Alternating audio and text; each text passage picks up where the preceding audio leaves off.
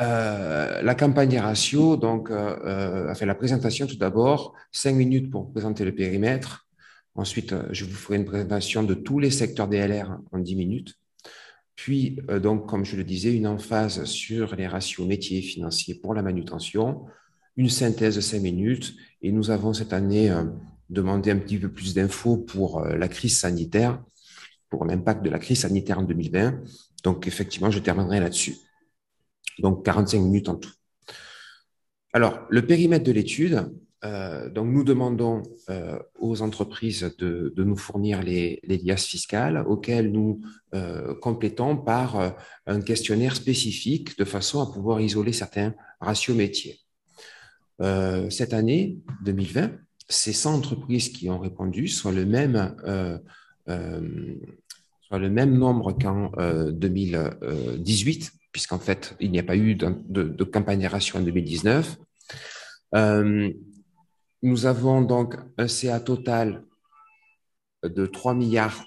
Excusez-moi, il y a une voiture de police qui passe. Voilà. Euh, nous avons un volume total de 3 milliards 700 millions d'euros de volume de chiffre d'affaires représenté pour l'échantillon, soit environ 16 364 personnes qui sont effectives, qui sont concernées par l'étude. Pour la manutention, ce sont 18 entreprises qui ont répondu, ce qui représente 2227 personnes et un volume de chiffre d'affaires de 674 millions. Toujours sur la représentativité de l'échantillon, nous sommes sur un taux de participation de 21% des adhérents du DLR et pour la manutention de 20% de taux de participation, soit 1 sur 5. En termes de représentativité de point de vue de chiffre d'affaires, sur la base d'un estimatif par secteur d'activité, nous arrivons pour la manutention à une représentativité tout à fait satisfaisante de 36% de l'activité, estimée à un peu moins de 2 milliards d'euros. Et au global, nous sommes sur un volume de représentativité de 30% du chiffre d'affaires. C'est important pour cadrer un petit peu la représentativité de l'étude et nous pouvons acter donc dès lors que c'est le cas. Alors, pour la manutention, pardon, fait un petit peu spécifique, c'est que bien que nous soyons sur un taux de participation tout à fait correct par rapport à la location, par exemple, un petit peu moins par rapport à la distribution, nous sommes sur 18 entreprises qui ont répondu. Donc, ça peut avoir un effet un petit peu aléatoire, si je puis dire, sur l'échantillon, puisqu'on est sur un nombre plus réduit d'entreprises qui participent. Alors, quels effets? Alors, en statistique, on peut avoir effectivement des effets correctifs si on voit que d'une année sur l'autre, il y a un échantillon qui sort d'une courbe. Je passe les détails. Je traite la donnée comme elle vient. Je peux isoler dans certains cas un ratio qui est vraiment en dehors du nuage statistique, mais je préfère dans tous les cas laisser la donnée telle qu'elle apparaît, donc le moins agir possible sur le traitement statistique. Donc cela peut des fois entraîner des choses qui sont un petit peu plus difficiles à démontrer ou à expliquer, mais c'est pas grave, je préfère, en tout cas c'est mon approche, je préfère laisser la donnée brute telle qu'elle est. Alors les ratios tous secteurs confondus. Donc nous sommes sur les 3 métiers du DLR et l'année 2020 donc est une année de décroissance à 2 chiffres pour la location, moins 10%, pour la manutention à moins 11,4% et pour la distribution à moins 8%, soit des taux qui sont supérieurs à la moyenne nationale, au taux d'évolution du PIB, et qui interrompt un cycle de croissance qui était là depuis 2016, 2017, 2018.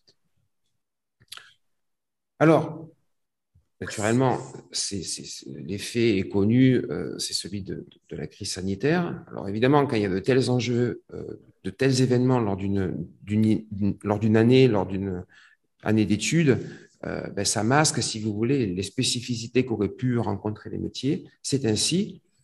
Et on peut se poser la question, est-ce que finalement, ce recul du chiffre d'affaires, comment se sont comportés les autres ratios indicateurs, à commencer par la rentabilité?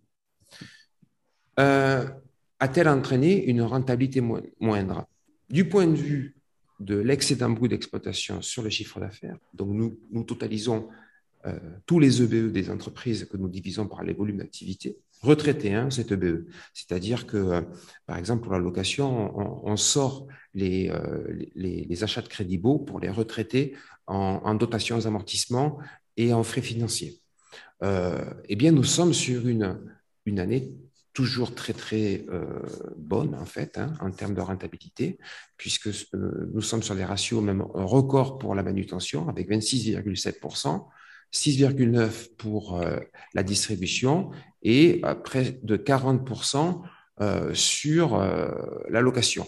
Donc, sur les 3 dernières années, nous voyons que déjà, c'est en croissance sur les 2 métiers ici, distribution et manutention. Et au regard de l'historique depuis donc plusieurs années, moi j'ai un historique qui remonte à 2006, ça reste donc des ratios très, très intéressants, voire un record. Alors, pour passer de l'EBE au résultat net, il y a d'autres postes qui interviennent, hein, comme le résultat financier, par exemple, les dotations d'amortissement. Donc, comment se comporte la rentabilité nette?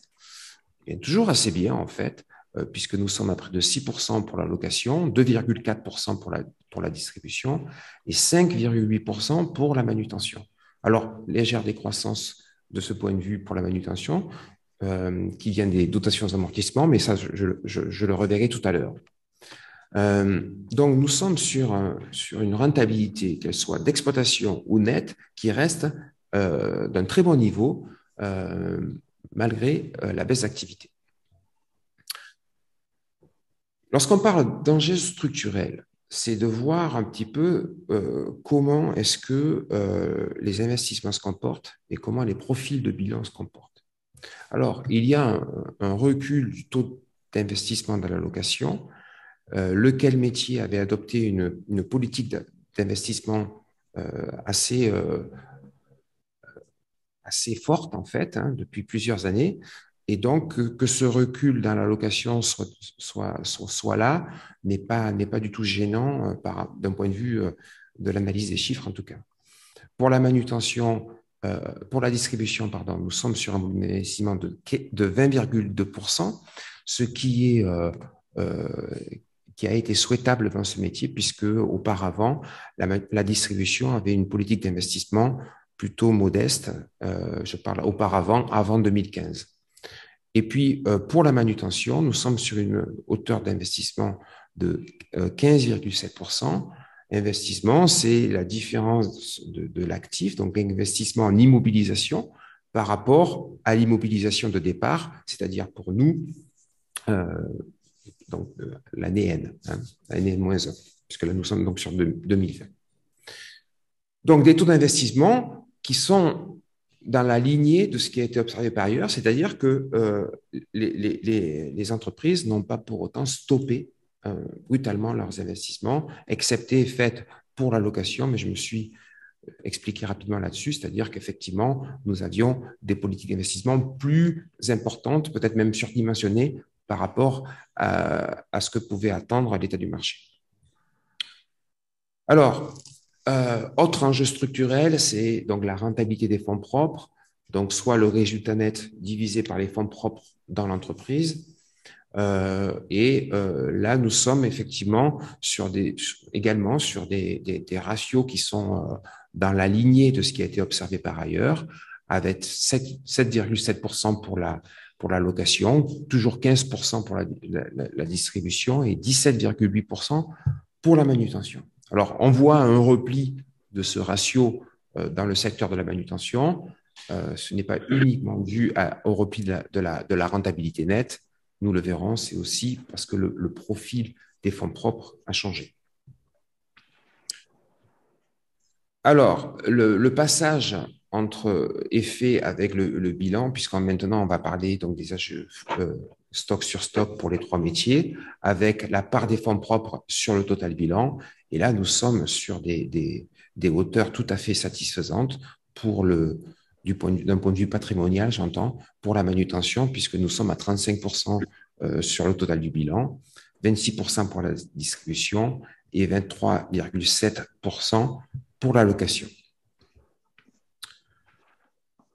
Autre élément important, c'est quelle est la part des engagements financiers s'entendant endettement, c'est-à-dire qu'on ajoute le terme financier pour ne parler que de l'endettement qui est lié au financement des immobilisations. Donc, on ne tient pas en compte des dettes d'exploitation dans ce ratio-là, dettes d'exploitation que sont les fournisseurs, par exemple, dettes fournisseurs. Donc, nous avons uniquement des engagements financiers, emprunts, qui sont au bilan, que nous avons distingués entre la part à plus d'un an et la part à moins d'un an. Donc, nous sommes sur une hauteur d'engagement financier un peu plus élevée dans la manutention qu'en 2017, par exemple, puisqu'il y a eu des investissements dans ce secteur. Idem, même constat pour la distribution et des engagements financiers qui sont beaucoup plus hauts dans la location et qui viennent donc être à la contrepartie des investissements qui ont lieu pendant les années précédentes. En résumé, pour les trois métiers, nous avons une année 2020 qui est marquée par une chute d'activité à 2 chiffres qui n'a pas altéré la rentabilité des différents métiers. Dans la location, la voie d'amélioration est à chercher dans l'optimisation du rendement de parc. C'est-à-dire que je vous disais tout à l'heure que nous avons un EBE sur CA, soit une rentabilité d'exploitation qui est tout à fait bonne pour la location, voire un record. Il n'en demeure pas moins que lorsqu'on divise le chiffre d'affaires location par la valeur du parc location, nous sommes sur un ratio qui est passé d'environ 40% à 31% en 2020. Donc, il y a une baisse du rendement du parc qui peut avoir plusieurs sources, plusieurs facteurs, une baisse du prix moyen à la location ou trop d'immobilisation dans les entreprises. En tout cas, c'est une voie d'amélioration pour la location. Dans la distribution, il y a un point de vigilance, qui est celui de contenir la progression de l'endettement et en particulier de l'endettement à court terme. Alors, évidemment, nous avions pour ce métier de la distribution pointé que la politique d'investissement jusqu'en 2015 était peut-être un peu trop modeste, entre guillemets, par rapport au degré d'amortissement des infrastructures. Depuis, c'est plus le cas. La contrepartie, forcément, il y a plus d'endettement. Simplement, c'est dans justement la progression d'endettement qui est un petit peu forte, si on peut dire, en particulier à moins d'un an, qu'il faut être vigilant. En 2020, pour la manutention, la voie d'amélioration très claire, c'est dans l'optimisation des taux de marge. Nous le verrons dans les slides qui arrivent. Globalement, sur l'année 2020, aucun problème de trésorerie, bien au contraire, puisqu'en fait, les niveaux de trésorerie sont exceptionnellement hauts, en raison probablement de l'accès au PGE, et naturellement, il faudra revoir ces niveaux de trésorerie à fin 2021 pour voir comment est-ce que le remboursement, en tout cas pour certains, ont pu avoir comme impact sur les niveaux de trésorerie. Venons-en maintenant au ratio métier manutention en particulier. Alors, que disons-nous dans ratio métier? Donc, le premier, c'est la progression du chiffre d'affaires. Et pourquoi ratio métier? Puisqu'en fait, nous pourrions nous contenter du bilan pour voir la progression du chiffre d'affaires. Eh bien, oui et non. Parce qu'en fait, dans le bilan, par exemple, pour la location, il n'y a pas les cessions de matériel qui se trouvent en produits exceptionnels. Nous n'avons pas le détail du chiffre d'affaires qui est complété par le questionnaire. Donc, c'est un ratio métier puisque nous avons apporté, si vous voulez, un éclairage plus complet sur cette progression-là. Nous sommes sur moins 11,4% en 2020, c'est-à-dire que donc le taux de chiffre d'affaires global a baissé par rapport à 2019. Hein. C'est-à-dire qu'évidemment, même si nous n'avons pas l'année 2019, il s'agit bien de N-1 2019. Si nous donnons un indice qui serait celui de 100 pour l'année de 2015 et qu'on ajoute les différentes progressions et qu'on enlève la décroissance de 2020, nous arriverions à un indice de 101,6.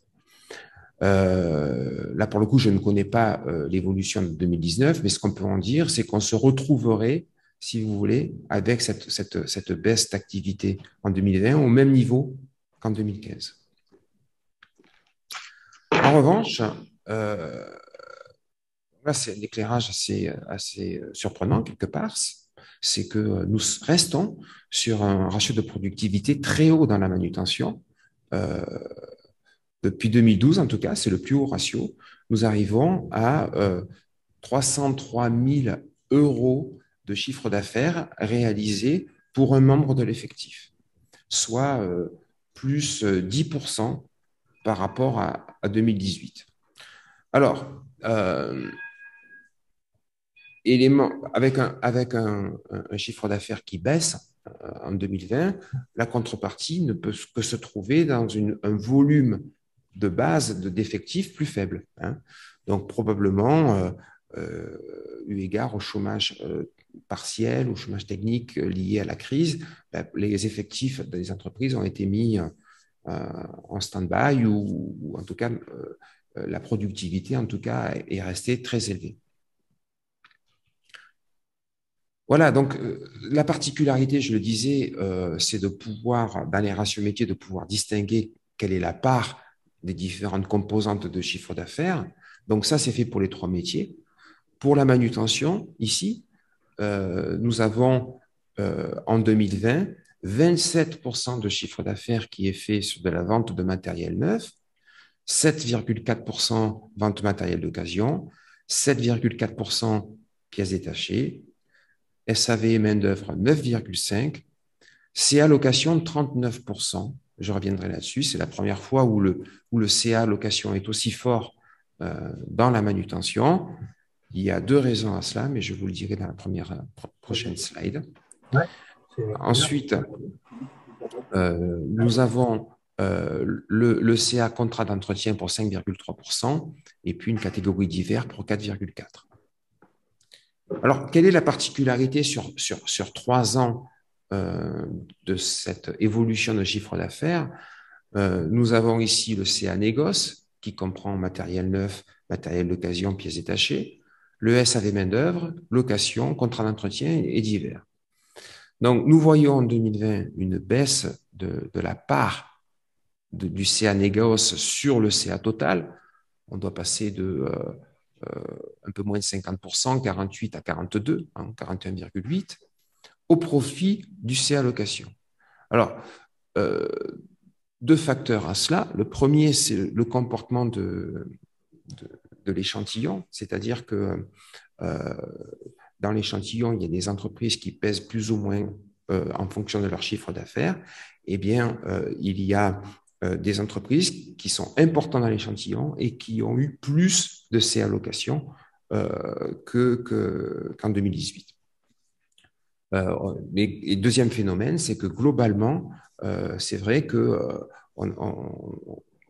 le CA location a été plus valorisé dans ce secteur qu'auparavant. Alors, nous voyons le repli, en particulier dans le CA négoce, hein, le repli de la vente de matériel neuf, probablement naturellement lié à la crise sanitaire.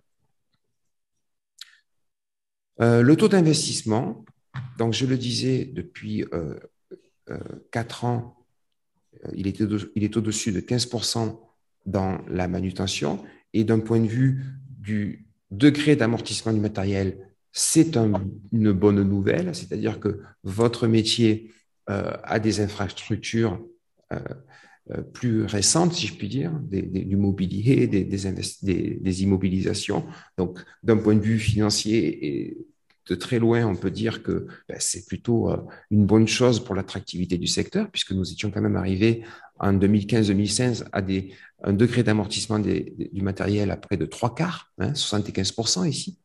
Et donc, grâce à une politique d'investissement un peu plus volontariste, ben, nous voyons que le degré d'amortissement du matériel est passé à 61% pour le secteur. Dans la manutention, dans la distribution, c'était la même chose. Et bien, grâce à au même phénomène, le secteur est arrivé à 54%, je crois, de mémoire, à un degré d'amortissement du matériel. Donc, nous avons encore de la marge pour la manutention. Mais c'est plutôt une bonne nouvelle. Alors, pour le coup, la mauvaise nouvelle est du côté des taux de marge. Alors, les taux de marge, comment sont-ils calculés? C'est grâce au questionnaire, puisque évidemment, que vous remplissez, parce que on peut pas chercher un taux de marge à partir des bilans seuls, à part une valeur ajoutée sur chiffre d'affaires, mais on n'a pas les taux de marge sur vente de matériel neuf, d'occasion et pièces détachées. Et donc, nous voyons un repli, et le plus inquiétant peut-être est celui sur la vente de matériel neuf, puisqu'en fait, nous passons de près de 15% en 2015, 12 en 2016, puis 19 en 2017, à 6% seulement en 2020. Donc, si vous voulez, vraiment, là, pour un taux de marge sur vente de matériel neuf assez faible par rapport à l'historique. Même constat pour les marges sur vente de matériel d'occasion qui arrive à 17%. Alors, par rapport à la distribution, par exemple, ça reste un très bon taux, 17%. Mais par rapport à votre métier, donc, on était à 35, 30. Il y a une décroissance au niveau de ces taux de marge. Et puis, nous arrivons à 16% de marge sur vente de pièces détachées dans la distribution. Bon, ça reste, c'est une remontée par rapport à 2018. Ça reste en dessous, si vous voulez, de ce que l'on observe dans la distribution, puisque sur cet item en particulier, nous sommes au-delà des 20%. Alors, ce que l'on peut se poser comme question, naturellement, c'est, OK, on a vu que la rentabilité n'avait pas été affectée par la baisse d'activité. On voit que les taux de marge ont baissé, et pourtant, la marge d'exploitation et la marge nette restent très bonnes. Alors, comment expliquer qu'en effet, nous sommes sur un EBE sur CA qui est à 26,7%, alors qu'il restait très bien pour la manutention, hein, il reste très, très bien, au-delà de 20% sur les 4 dernières années même, mais là, 26,7%.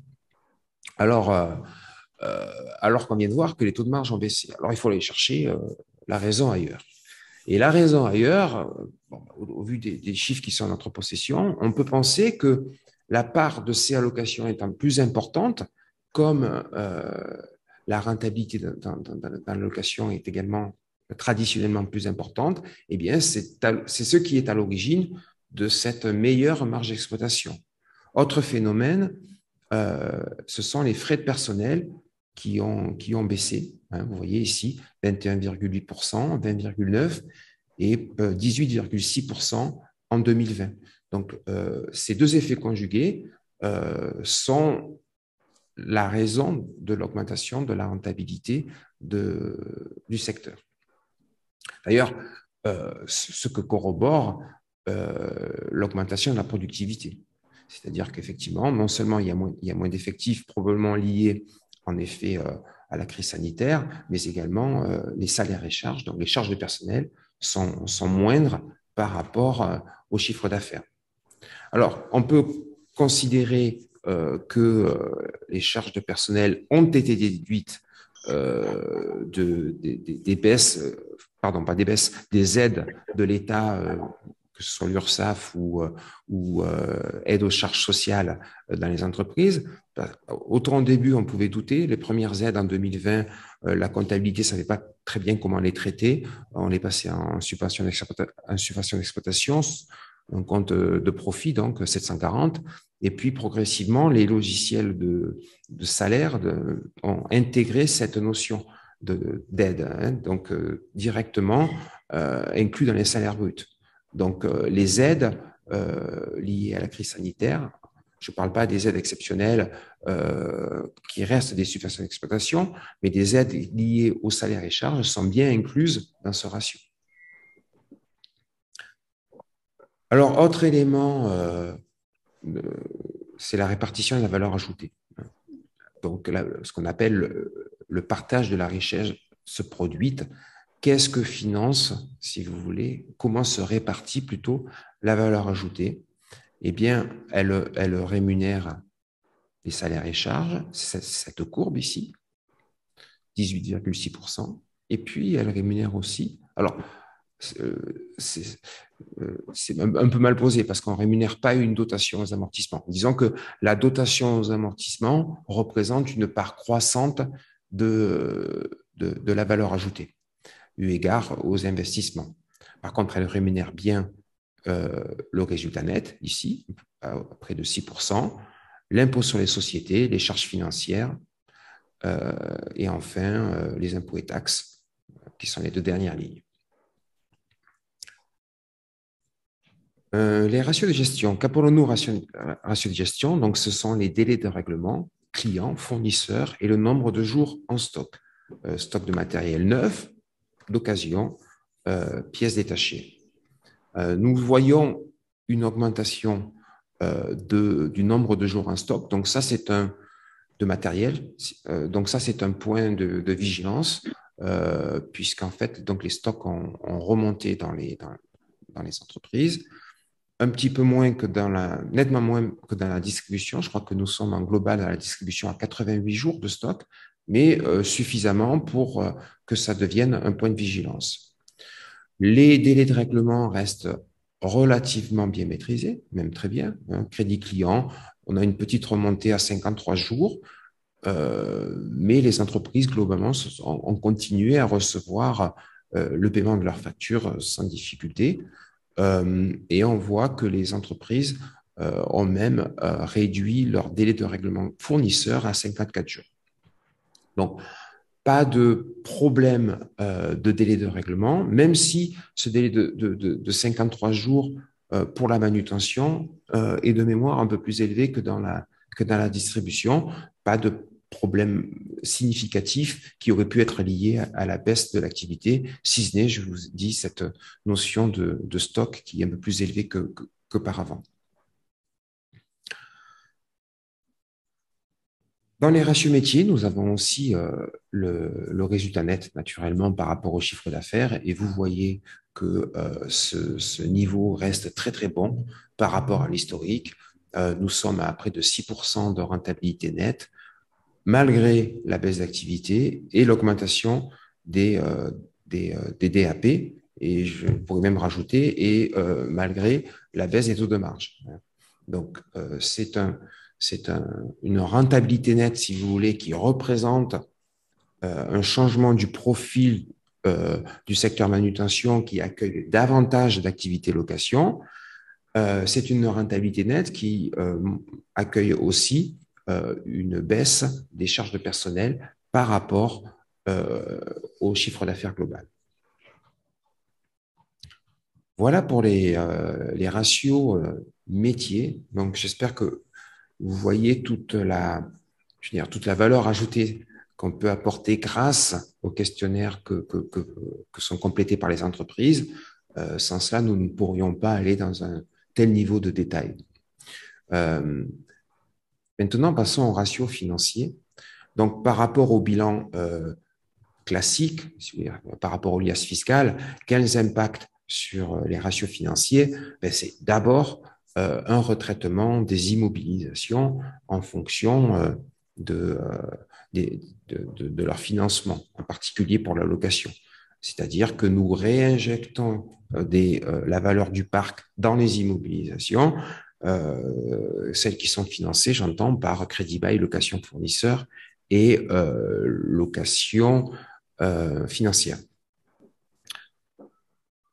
Alors, un ratio que les actionnaires aiment bien, c'est celui-ci, c'est ce qu'on appelle l'effet de levier, la rentabilité financière, le résultat net sur les fonds propres. C'est-à-dire que le moins de fonds propres on a, le plus de rentabilité financière, un résultat net constant, on fait donc potentiellement le plus de dividendes on va pouvoir distribuer.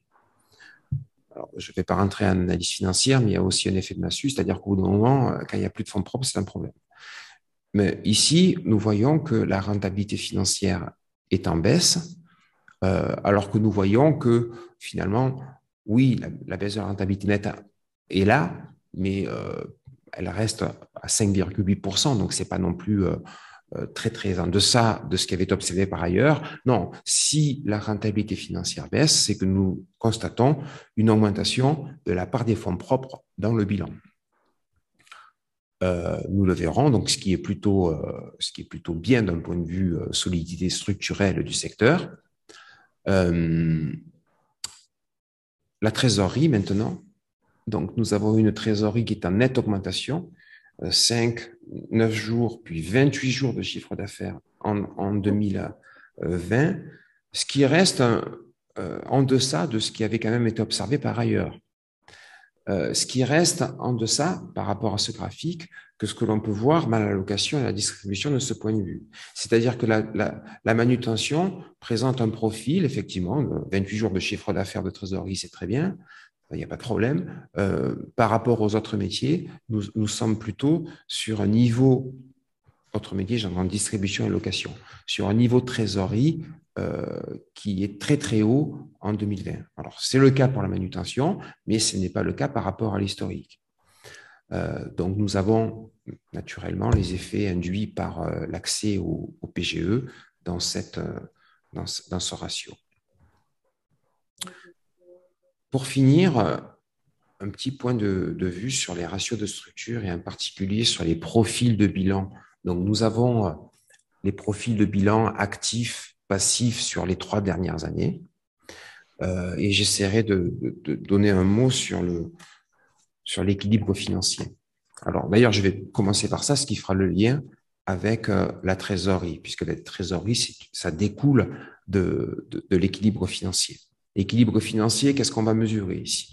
On va mesurer ressources stables, à savoir fonds propres, plus engagement financier à plus de non, moins les IMO-nettes, qui sont représentés ici à 61%. Alors, nous sommes sur un fonds de roulement qui n'est pas négatif, mais qui est très juste. 3 jours de chiffre d'affaires. D'ailleurs, c'est ce qu'on voit ici, cette barre-là, comparée à celle-ci. Donc, fort heureusement, on a un fonds de roulement. Il y a des métiers où le fonds de roulement est négatif. Hein. Ça peut poser à terme des problèmes d'équilibre, justement, financier. Ce n'est pas le cas pour le secteur manutention. Nous avons toujours un léger fonds de roulement de 3 jours.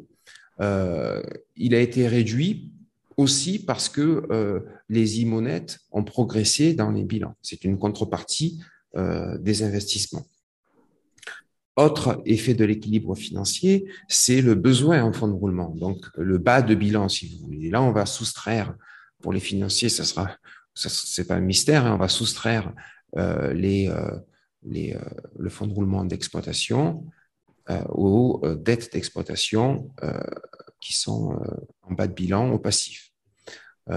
Et donc là, nous sommes sur un BFR qui est négatif d'ailleurs, je crois, puisque nous voyons ici que les dettes d'exploitation plus les engagements financiers à moins d'un an sont plus importants que le besoin en fonds de roulement.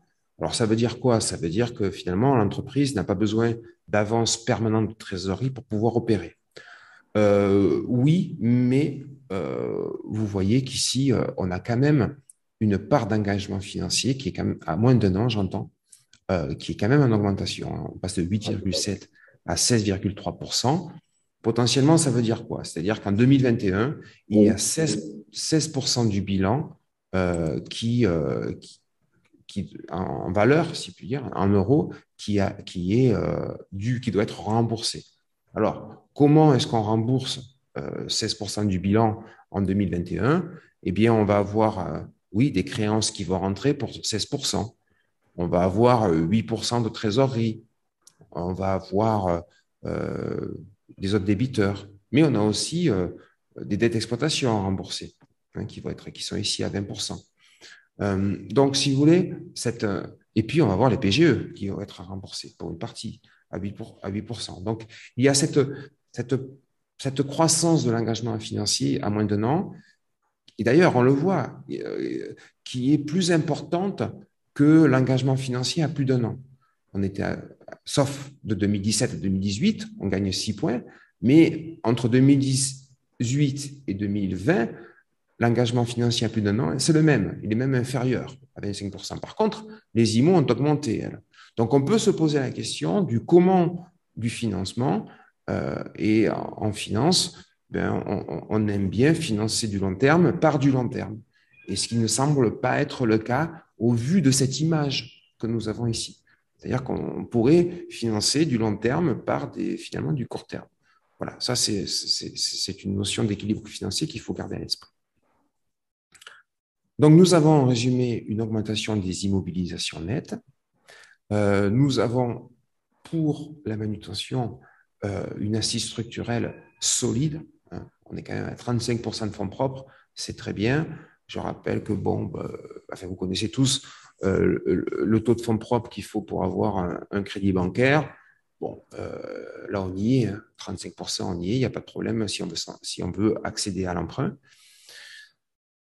Je disais augmentation raisonnable de l'endettement financier, mais attention à la progression de l'endettement à moins d'un an, c'est ce que je disais tout à l'heure. Et voilà. Donc voilà pour la partie ratio financier. En synthèse, pour le secteur manutention, nous avons donc une baisse de l'activité de moins 11,4% en 2020. Nous restons sur une productivité niveau record de 303 000 euros pour un membre de l'effectif. Nous observons une proportion moindre de l'activité négoce au profit du CA location. Également, une chute des taux de marge sur vente de matériel neuf et d'occasion. Le secteur conserve d'excellents niveaux de rentabilité. Un taux d'investissement de 15,7%. Le seuil, si je puis dire, pour permettre de renouveler les actifs et de rester à niveau de ce point de vue, je l'estime à 15%. Donc, si en 2021, 2022, le secteur reste sur cette tranche-là à 15%, c'est bien. Le secteur dispose d'une assise structurelle solide avec 35% de fonds propres. L'endettement financier à moins d'un an à surveiller. Et puis ensuite, bien sûr, la trésorerie à suivre après le remboursement des PGE. Alors, moi, comme je disais, pour les secteurs location et distribution, j'ai pas de jugement de valeur sur comment sont financés, en tout cas sur la destination des investissements, savoir si c'est plus en IMO, quelle part d'IMO on va devoir va bénéficier d'un investissement. Néanmoins, il faut surveiller que la part, afin que ce soit corrélé avec la durée de l'emprunt. Autrement dit, un PGE a une vocation d'être à court terme, puisque donc ils sont remboursés dans l'année, donc en 2021, ou alors subir un échéancier, je crois, de 5 ans au maximum. Si on finance avec le PGE des investissements qui ont structurels sur 10-15 ans, on peut potentiellement se trouver avec un problème de trésorerie à terme. Donc, il serait intéressant de voir comment se comporte la trésorerie en 2021 et en 2022. C'était le cas, hein, c'était observé pas pour la manutention, ni pour la loc, puisque c'est tout nouveau, ce phénomène-là, mais c'était observé que des financements qui n'étaient pas corrélés avec la durée de l'emprunt posaient des difficultés d'équilibre financier par la suite. Voilà pour la présentation. Je n'ai pas d'idée de l'heure parce que mon ordinateur est en plein écran. On est dans les temps, hein, Laurent, il est 12h12, donc très bien. 12h12, d'accord. Alors, ce que je vous propose, je vais passer en 10 minutes sur la présentation 5-10 minutes sur la présentation de l'impact de la crise sanitaire. Et puis ensuite, si vous avez des questions, j'y répondrai volontiers. Nous avons dans le questionnaire de la campagne ratio en collaboration avec les responsables de commission, intégrer un questionnaire déclaratif pour avoir, si vous voulez, un premier niveau d'éclairage sur l'impact de la crise sanitaire en 2020. Donc, 5-6 questions. Sans surprise, 72% des entreprises.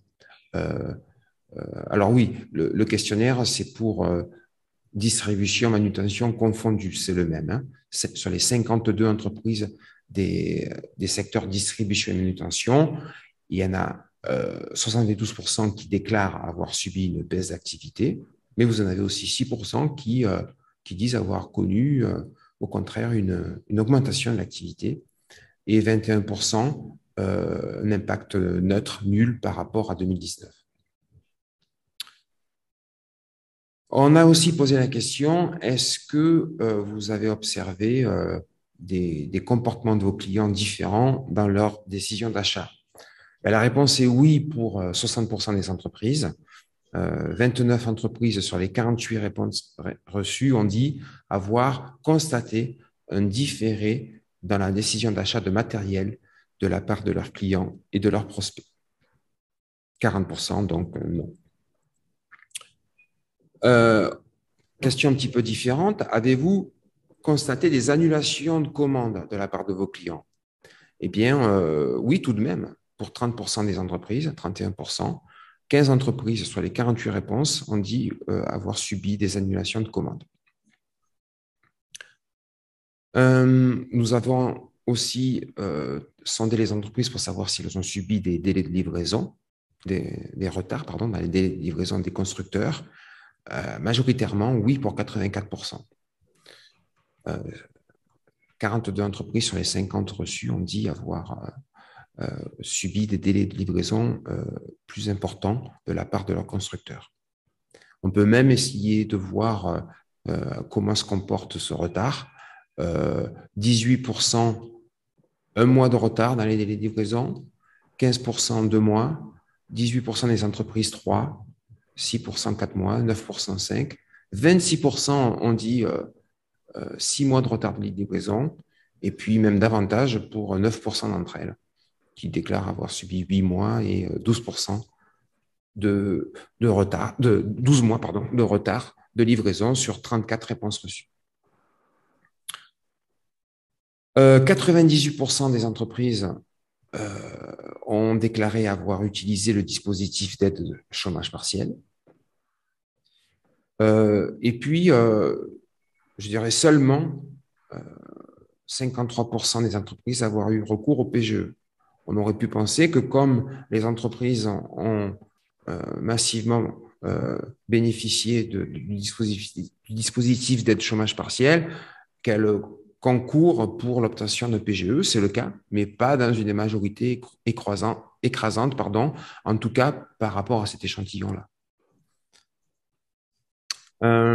Et puis, une autre question était, avez-vous reporté des échéances de crédit? Eh bien, c'est oui pour 65% des entreprises, donc non pour 35%, soit 33 entreprises ont dit oui, nous avons décalé des échéances de crédit. Et voilà, et c'était la dernière slide. Donc, pour ma part, je vous remercie pour votre attention. J'espère que vous avez trouvé des informations utiles et que vous avez apprécié cette présentation. Et je suis à votre disposition, écoute, pour répondre à des questions dans le chat s'il y en a. Merci.